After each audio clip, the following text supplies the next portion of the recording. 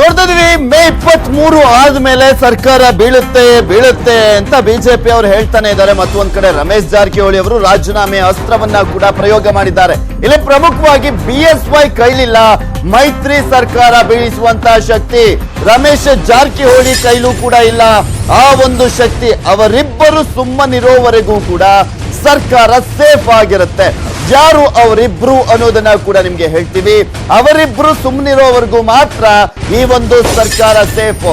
ಒಬ್ರು ಅಂದ್ರೆ ಇವರಿಬ್ಬರಲ್ಲಿ ಒಬ್ರು ಸುಮ್ಮನೆ ಆಚೆ ಈಚೆ ಬೇಡ ಈ ಸರ್ಕಾರ ಅಂದ್ರೆ ಸರ್ಕಾರ ಆ ಕ್ಷಣದಲ್ಲೇ ಪತನ ಆಗುತ್ತೆ. ಮೈತ್ರಿ ಸರ್ಕಾರ ಉಳಿದಿರೋದೆ ಈ ಇಬ್ಬರಿಂದ. ಅವರೇ ಮೈತ್ರಿ ಸರ್ಕಾರದ ಅಳಿವು ಉಳಿವಿನ ಪ್ರಶ್ನೆ ಕೂಡ ಆಗಿರುವಂತದ್ದು. ಅವರಲ್ಲಿ ಒಬ್ರು ಬೆಂಕಿ ಮತ್ತೊಬ್ರು ಬಿರುಗಾಳಿ ರೀತಿ ಇದ್ದಾರೆ.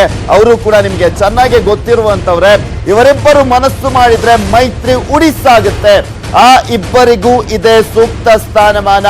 ಒಬ್ಬರು ಸಚಿವ, ಮತ್ತೊಬ್ಬರು ಸಮನ್ವಯ ಸಮಿತಿ ಅಧ್ಯಕ್ಷ, ಹಾಗೆ ಮಾಜಿ ಸಿಎಂ ಆಗಿದ್ದಾರೆ. ಸಿದ್ದರಾಮಯ್ಯ ಬೆಂಕಿ ಆದ್ರೆ ಡಿಕೆಶಿ ಬಿರುಗಾಳಿ. ಅವರಿಬ್ರು ಯಾರು ಅನ್ನೋದನ್ನ ಹೇಳ್ತಾ ಇದೀವಿ. ಸಿದ್ದರಾಮಯ್ಯ ಮತ್ತು ಒಂದ್ ಕಡೆ ಡಿಕೆ ಶಿವಕುಮಾರ್ ಇಬ್ರು ಕೂಡ ಪವರ್ಫುಲ್ ಲೀಡರ್ಸ್. ಇವರಿಬ್ಬರಿಂದ ಮೈತ್ರಿ ಸರ್ಕಾರ ಸೇಫ್ ಆಗಿರೋದು. ಒಬ್ಬರಿಗೆ ಸ್ವಲ್ಪ ಇಲ್ಲಿ ಮುನಿಸಾದ್ರೂ ಕೂಡ ಸರ್ಕಾರ ಪತನ ಆಗುತ್ತೆ ಆ ಕ್ಷಣದಲ್ಲೇ, ಇದರಲ್ಲಿ ಡೌಟೇ ಇಲ್ಲ. ಇಬ್ಬರಲ್ಲಿ ಒಬ್ಬರು ಮನಸ್ಸು ಮಾಡಿದ್ರು ಕೂಡ ಮೈತ್ರಿ ಸರ್ಕಾರ ಡಮಾರ್ ಆಗುತ್ತೆ.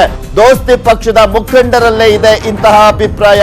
ಇಬ್ಬರು ಸೈಲೆಂಟ್ ಆಗಿರೋವರೆಗೂ ಮಾತ್ರ ಸರ್ಕಾರ ಸೇಫ್ ಆಗಿರುತ್ತೆ ಅಂತ. ಸೊ ಹೀಗಾಗಿ ಮೇ 23ರ ನಂತರನೂ ಕೂಡ ಸೈಲೆಂಟ್ ಆಗಿರ್ತಾರ ಇವರು? ಅದೇ ರೀತಿಯಾಗಿ ಶಾಸಕರನ್ನ ಹಿಡಿದಿಟ್ಟುಕೊಳ್ತಾರ? ಇದೆಲ್ಲ ಪ್ರಶ್ನೆಗಳಿಗೂ ಕೂಡ ಉತ್ತರ ಸಿಗ್ಬೇಕಾಗಿದೆ ಮೇ 23 ತಾರೀಕು ಆದ್ಮೇಲೆ. ಸೊ ಹೀಗಾಗಿ ಈ ಒಂದು ಸರ್ಕಾರ ಸೇಫ್ ಆಗಿರೋದು ಮತ್ತೊಂದ್ ಕಡೆ ಉಳ್ಳೋದು ಎರಡೂ ಕೂಡ ಇವರಿಬ್ಬರ ಕೈಯಲ್ಲೇ ಇರುವಂತದ್ದು.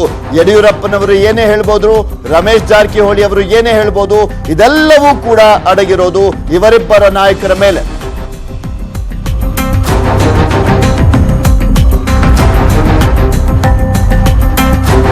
ಇದೆಲ್ಲದ್ರ ಬಗ್ಗೆ ಸಂಪೂರ್ಣವಾದಂತ ಮಾಹಿತಿಯನ್ನ ನೀಡ್ತಾರೆ ನಮ್ಮ ಪ್ರತಿನಿಧಿ ಶ್ರೀನಿವಾಸ್ ಅಳಕಟ್ಟಿ. ನೇರ ಸಂಪರ್ಕದಲ್ಲಿ ಜಾಯ್ನ್ ಆಗ್ತಾ ಇದ್ದಾರೆ. ಎಸ್ ಅಳಕಟ್ಟಿ, ಇದರ ಬಗ್ಗೆ ಮತ್ತಷ್ಟು ಮಾಹಿತಿಯನ್ನ ಪಡ್ಕೊಳ್ತೀನಿ ಒಂದು ಚಿಕ್ಕ ಬ್ರೇಕ್ ಆದ್ಮೇಲೆ.